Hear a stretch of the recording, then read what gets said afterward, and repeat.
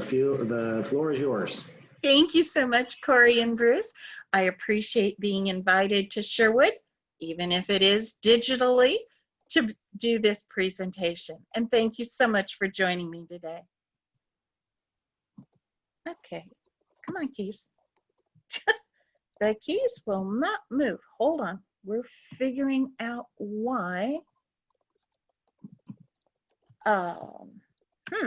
Interesting. There we go. The slides will move. I just have to convince them. All right, I work for the Business Recovery Center here in Washington County. What I do is I work with small business owners like you two, finding out what it is you need. Is it direction on marketing? Is it applying for a loan? Is it pivoting your presentation to the world, whether it's rewriting your website or whatever it is you need to get going in this rather challenging economy?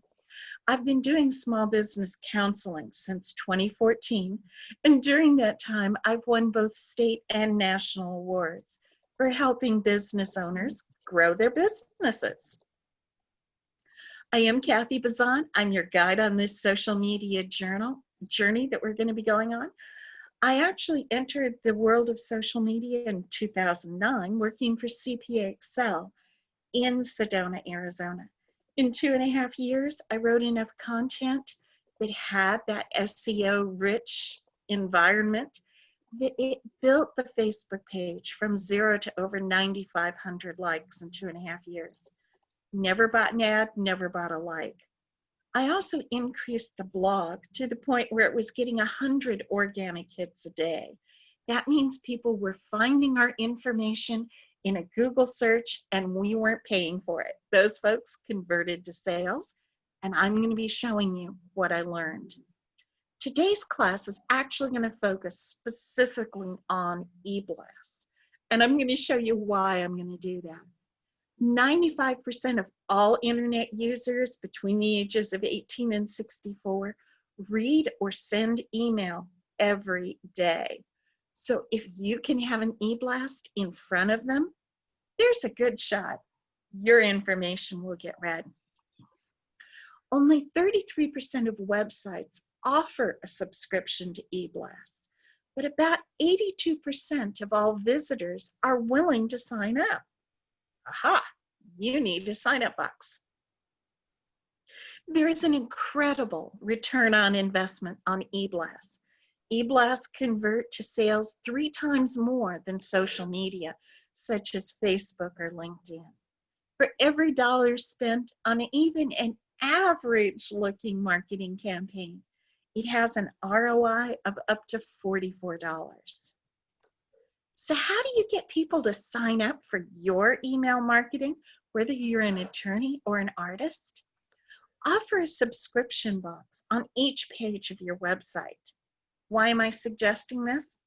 Think about Google searches. A Google search looks for certain particular keywords, and you may have, and you should have, different keywords on different pages of your website. So it's very possible that somebody who does a search is going to come in on page 4 or 5 of your website, not your home page. That's why you want a subscription box on every page of the website. You might want to offer a discount or a freebie with the first order that the customer places with you if they give you their email address. Here's one example. I happen to be a cat owner, and I actually am subscribed to Mewingtons. But I love what they do with English because they have so much fun with it. 10% off your purchase. So think about something that you can do on your website. Maybe it's offering a signed plate on the painting that says created specifically for you by Darla Bolshat. Maybe it's a pen with the name of the attorney's office on it that is sent out with a physical bill or something else that you would be doing. Now, why are folks willing to sign up for your e-blasts? this kind of runs counter to the way most of us think, because we don't want any more mail. But interestingly enough, what researchers have discovered is that there is something called FOMO, fear of missing out. And people have this fear of missing out on information. People assume that you will share top secret info with them before you share it with anybody else. You might give secret coupons or discounts. That's why they sign up. They want to be in this club, this secret society kind of a thing, that they're getting information from you before anybody else. Check boxes are your friends. After somebody signs up, when I was with CPA Excel, I would send them a very short little survey form that had check boxes on it so that these folks could segment themselves. People who had passed the CPA exam wanted different information from those who were still studying to become certified public accountants. So as a result, I wrote 2 different e-blasts. Makes sense, right? So now, this is kind of interesting. We normally assume that if somebody has a pile of money for doing marketing, that they're going to be smarter than those of us who have a very small pile of money for marketing. That isn't the case. Audi has a $900 million marketing budget.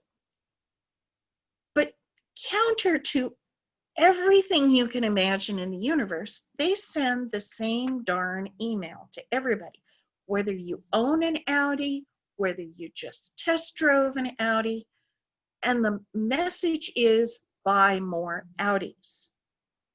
That kind of makes the owners feel unappreciated, and as a result, Audi owners have a tendency to go buy other cars because they don't feel they're getting the level of care and concern they should be getting. Instead, Audi, with that huge marketing budget, could have sent out an email to owners saying, thank you for buying 2 Audis or 1 Audi or 3 Audis. Do you know anyone else like you who is interested in high performance automobiles? And that would have flattered the owners to know that they are being asked for their expertise. But Audi missed the boat. Oh well. So let's get into how to write an effective e-blast for your kind of a business. I have done a 5-part series on social media. This is the link to the videos, the recordings of the 3 previous classes. The very first one was how to write content. So since you will be getting this slide deck, you can go back and look at that first class if you haven't seen it already. But that will give you the keys that you need for what goes into the e-blast when you're writing content. You are going to use 2 short tail or 1 long tail keyword in your content. You are going to try to write in a format that is 16 lines of information. It might be about the best tennis racket for a left-handed player, and then 4 lines of sales pitch. My store is the best place to get that tennis racket. What you want to do is have about 300 words in this e-blast, and it should print out on 1 sheet of regular old typing paper, 8.5 by 11. So we're not looking to write War and Peace. We're looking to do about 300 words. Why do you want to do this? Well, you're actually going to reuse that content, and that's why I was aiming at that 300 words. About 2 weeks after you write and send your e-blast, you're going to take that content, change the title in the first paragraph, and post it on your blog. So you just saved yourself writing a blog post. About 2 days after that, you're going to change the title again, either add a new first paragraph or change the first paragraph and put it on Facebook or LinkedIn, whichever one of the social media channels you're on. That way, you have satisfied Google's minimum requirement for knowing that you're alive and kicking.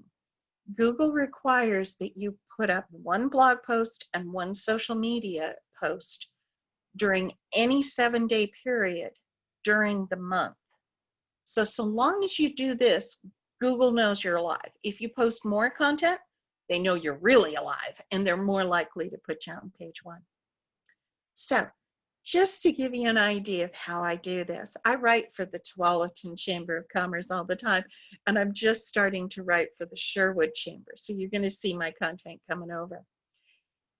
I did an e-blast back in October called How Not to Title Your E-Blast. 2 weeks later, I changed the title. It went on to the Chamber's blog as the worst e-blast title of all time. 2 days later, it was posted on Facebook as the funniest e-blast title in the world. And I will be actually telling you what this is because it's quite funny. Now what? Excuse me, inhaled the wrong way.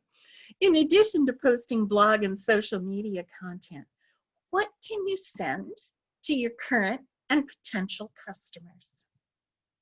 Well, basically there are 3 types of communications that you can send to your folks who sign up or opt in for your getting communications from you. You can send e-blasts that I talked about briefly. You can send emails. You can also send the dreaded spam. Let's not do that. So what's an e-blast? It's a newsletter you send via email to your subscribers. It is sent on a regular basis, once every week, once every 2 weeks, once a month to your subscribers.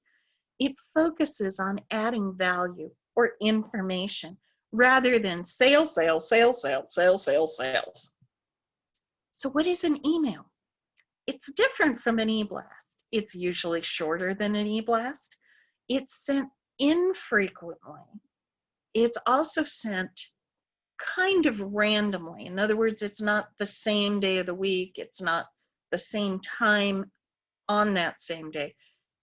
It may focus on a sale or an event, something that's going on. What is spam? Well, we've all gotten it. You didn't sign up for it, but you're deluged anyway.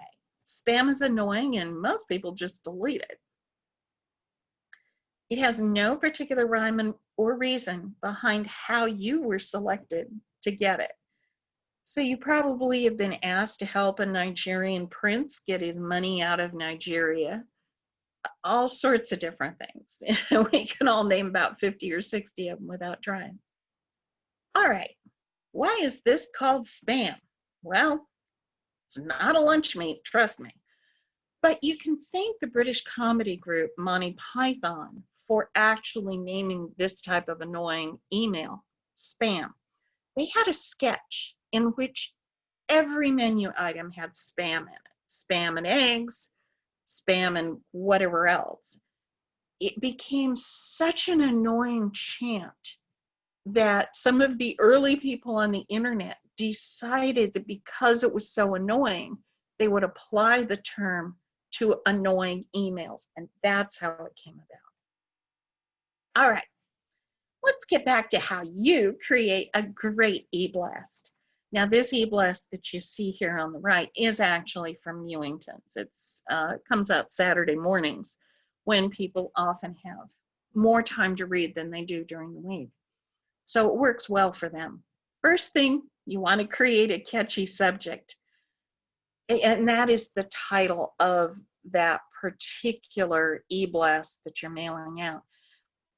One thing you want to be aware of is that both Yahoo and Outlook limit you to 40 characters and spaces when it comes to that subject line when you're sending it out. What happened was, and this is what actually was the focus of that article I mentioned earlier, How Not to Title Your E-Blast. This occurred several years ago. Neiman Marcus had a wonderful marketing department. They still do. But these geniuses came up with this lovely title for the e-blast, something people would see when they saw the email from Neiman Marcus, they would see this title, Neiman Marcus Winter Fashion You Can't Afford to Miss. Unfortunately, Yahoo and Outlook users, because of that 40 character and spaces guillotine that they have, they only saw Neiman Marcus Winter Fashion You Can't Afford. Gives the wrong feeling, right? Okay, let's not do that.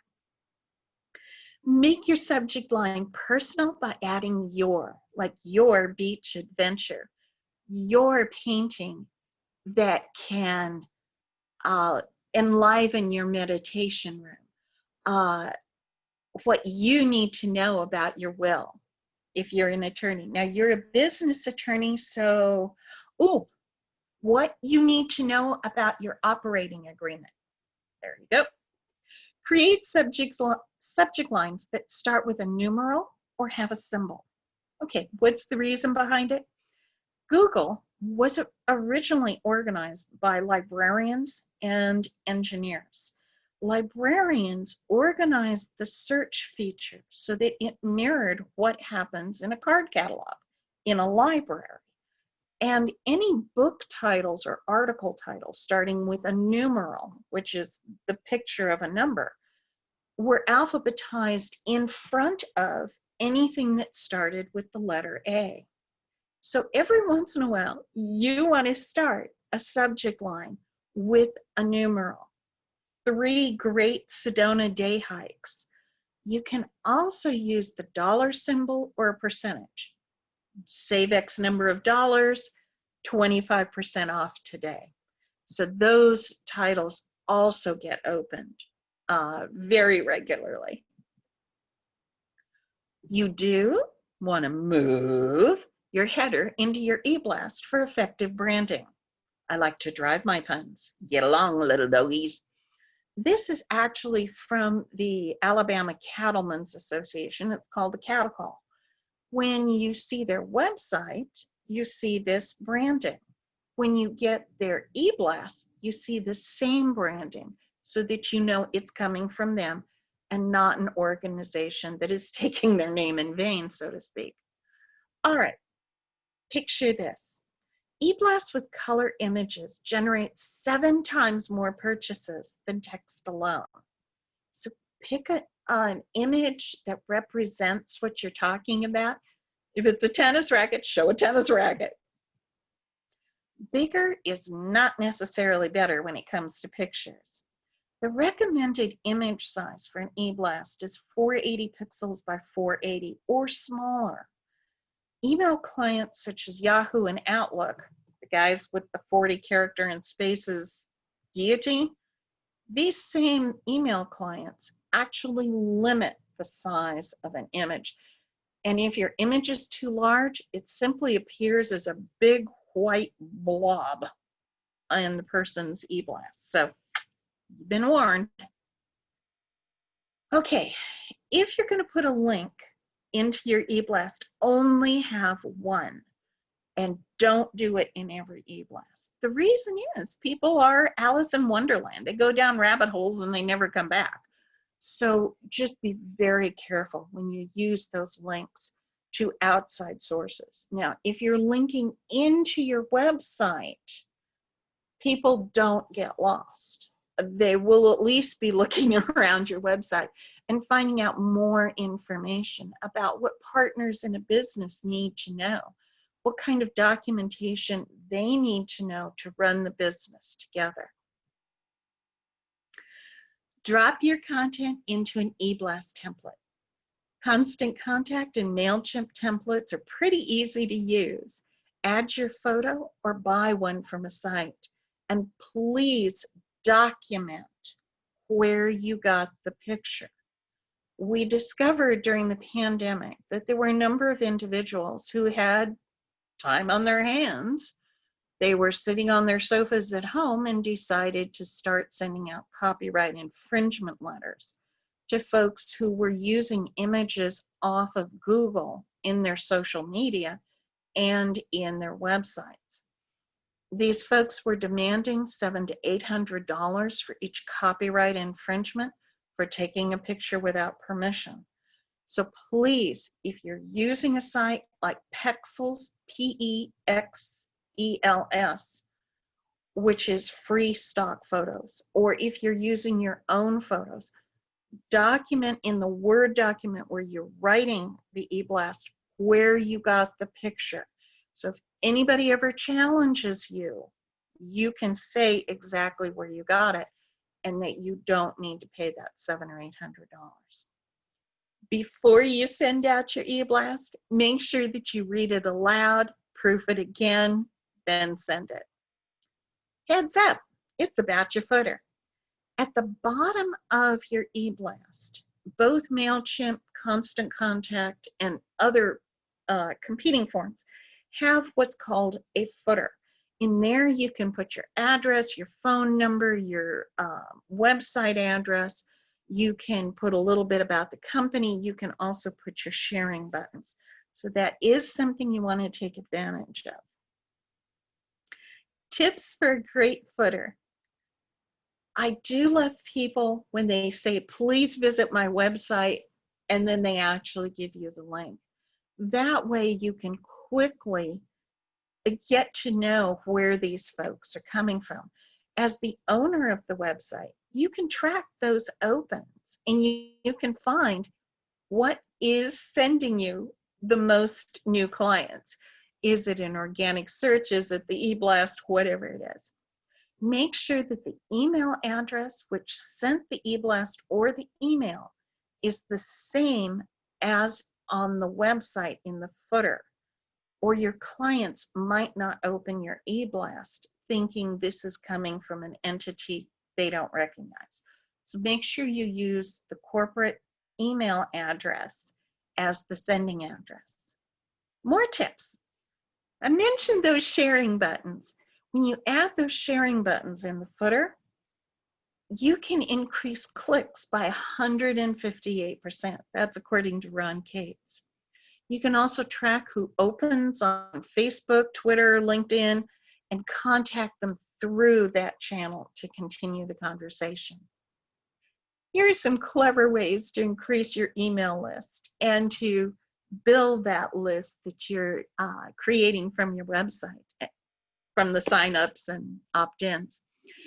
There's a guitar store in Denver, Colorado that has trained all of its staff people to answer the phone and ask for the caller's email address. The client may call in asking, do you have Gibson guitars or another guitar manufacturer?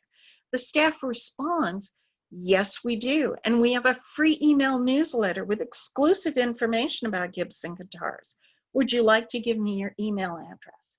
So you can modify that for what you're doing if you want to. 92% of callers do sign up and do start getting those e-blasts. One thing I mentioned earlier was citing where you got your images.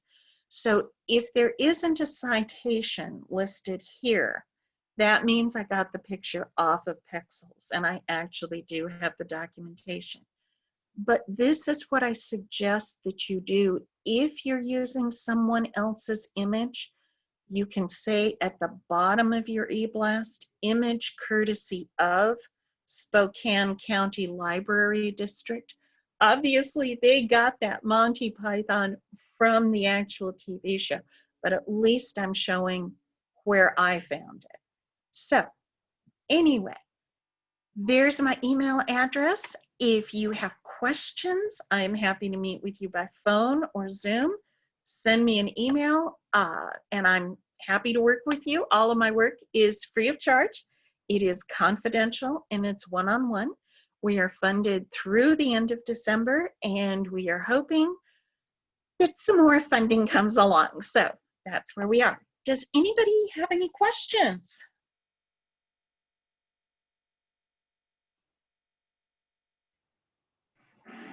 So I have a question about tracking the emails. So like in Constant Contact, which is what the chamber uses, I know that it tracks and it gives me a report and says X number of people opened your emails and it talks about the links that have been clicked on.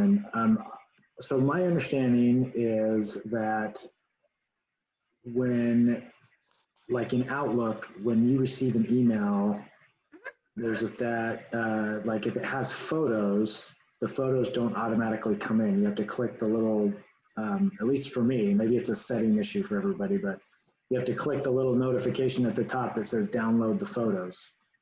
And my understanding is that it's somewhere in there that the tracking capability comes. So I guess my question is it true that if somebody doesn't download the photos, that doesn't mean necessarily that they haven't read your email?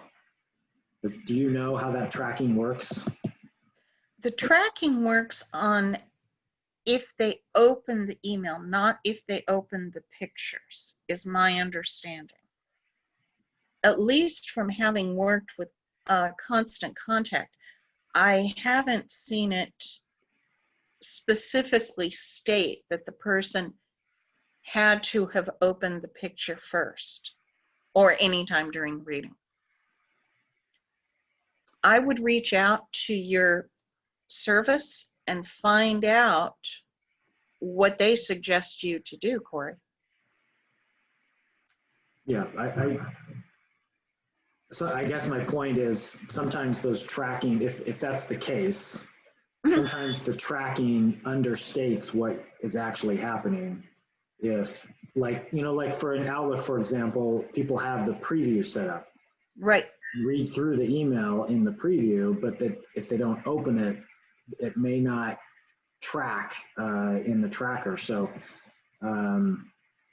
anyway, it was just really a comment and wondering if you had any insight into how that works, but that was my understanding. Well, the other thing is, Corey, about 6% of people who actually do open are not registered on tracking. Why? Nobody knows. And so it's often suggested that you do not clean out your did not open list, because they may actually be opening and for some reason their email client is not allowing them to report that they opened. Again, one of the great mysteries of life. We don't know.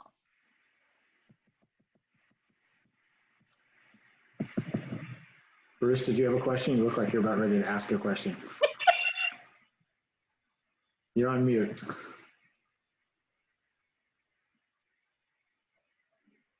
No, I'm good. I'm just listening. Okay. Thank you. Thank you. Just think of all the tidbits of information you can now share at your next Zoom cocktail party and bore Yes. people to tears. I think I have one this evening. Oh, okay. Well, there you go. See, I'm preparing you Some for life. networking event. I can't remember what it is anymore. Did it have to do with economic development? Oh yes, it always does. I think it's the let's see. Tonight is let's see. I'll just tell you. It's because it's interesting. It's Urban Land Institute looking for developers. Oh, I couldn't remember if it was robotics one, which is at noon, or history one, or that one. I have no idea how virtual networking is going to work and how you really present yourself, but we'll just see how it works. Well, number one, have your elevator pitch ready to go. Number two, wear something that picks up the color of your eyes. The reason it should be black. no. We won't go there, Bruce. Okay. The reason is that if you wear something that picks up the color of your eyes, it intensifies the impression that you're actually making consistent eye contact with someone, even if you're not. Interesting. Okay. This is what's called newscasters' eyes.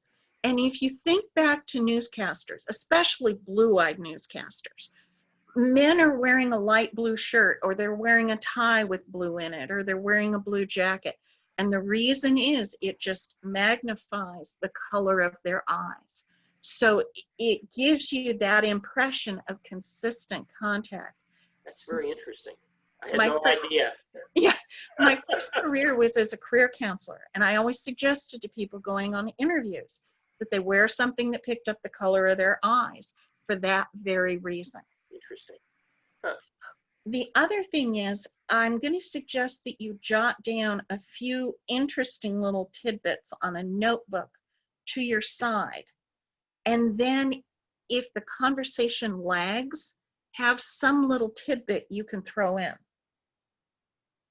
Yeah, usually what I do, like when I go to, it's called NAOP, the National Association of Industrial and Office Park Developers. I don't know if they actually have that name anymore, but I go to I'm on their public affairs committee, which is a lot of the developers in Greater Portland, a lot of the commercial developers. And there's always an opportunity to kind of say, well, you know, Trammell Crow is building a big project here. And that may be the only thing I get to say, that we've got X number of square feet coming about. And oh, many people say, we didn't know that Sherwood had that kind of a focus. I get that all the time. So, so you know, those are just good opportunities. And sometimes it's a chat that I use for that.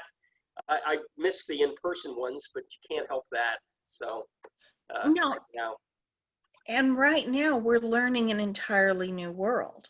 Yeah. So our ancestors, because all of us are the descendants of people who survived the plagues in Europe that actually went around the world to Asia and Latin America. I remember them back in the 1600s.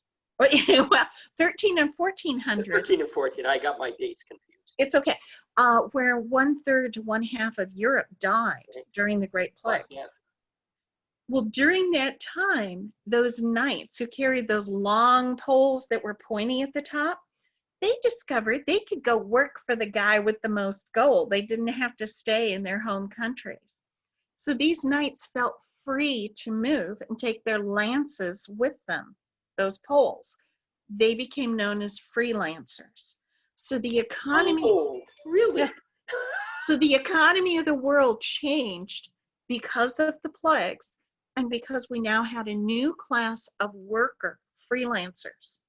I believe that these situations that we're going through now are developing a Zoom economy that will change the world going forward as much as freelancers changed us in the past. So maybe those freelancers were also super spreaders as we think of it now.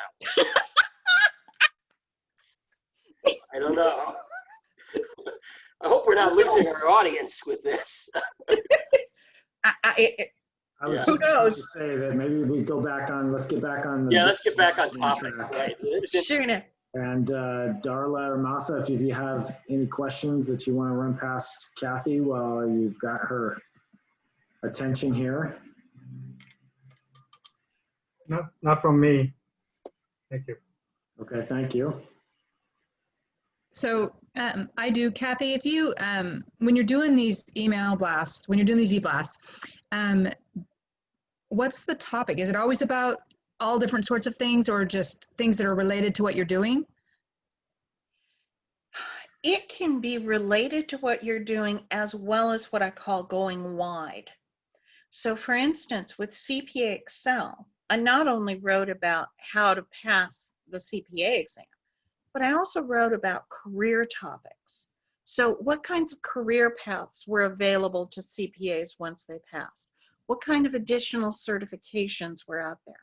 But I also wrote about those accountants who had actually caught criminals. So it was really interesting to put out these articles, like Slobodan Milosevic, the butcher of the Balkans, was actually caught by an accountant for his gouging, his price gouging, but he was never convicted of crimes against humanity. So it was an accountant that actually put Milosevic in jail. These kinds of articles, while not about passing the CPA exam, became very successful in my e-blasts. So don't be afraid to go wide. You could write, since you're a professional artist, you could write about other artists who have blazed trails. For instance, the French Impressionist begins with an R. He did water lilies. Okay, I'm drawing a blank. I'm just going to keep going. If somebody thinks of it, please shout it out. Anyway, he became disabled because of arthritis. The first all-terrain wheelchair was developed for him so that he could be pushed out along these garden paths that were really rocky, so he could get out and paint the ponds with the water lilies and the bridges, and he could get out into nature. So we have him, Renoir, sorry, it would come to me. So we have Renoir to thank for the all-terrain wheelchair.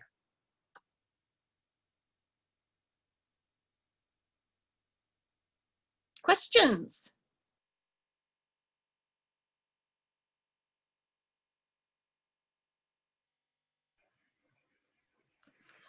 Okay, well, we're about 10:45, so if anybody does want to stay on, I think Kathy said that she could make herself available to the top of the hour. We're happy to keep it going. Otherwise, we'll go ahead and thank you for coming and participating today. And as Kathy said, we'll send out the slide deck for you so that you can have that at your disposal. I also put the link to the video series that she did. Although Kathy, I was looking at that, I only saw the first 3 sessions. We're still waiting for the last 2 videos to get edited. Okay. Sorry, guys. Yeah, so more are coming, but there's 3 there that I participated in, most of them, and they're excellent. A lot of good advice, and so I encourage you to go back and review those. And if you want the slide decks, just let me know. I'm happy to email them out. Okay. Well, Corey, thank you so much. And Bruce, thank you for inviting me. I appreciate the time, and it's been fun working with you. Okay, well, thank you so much, Kathy. Thank you, Darla and Masa, for participating today, and good luck in your e-blast endeavors and in digital marketing. And I'm sure Kathy's would be more than happy to answer more questions if you want to follow up with her directly. Thank you. Thank you very much. Take care. Happy holidays. Bye, everybody.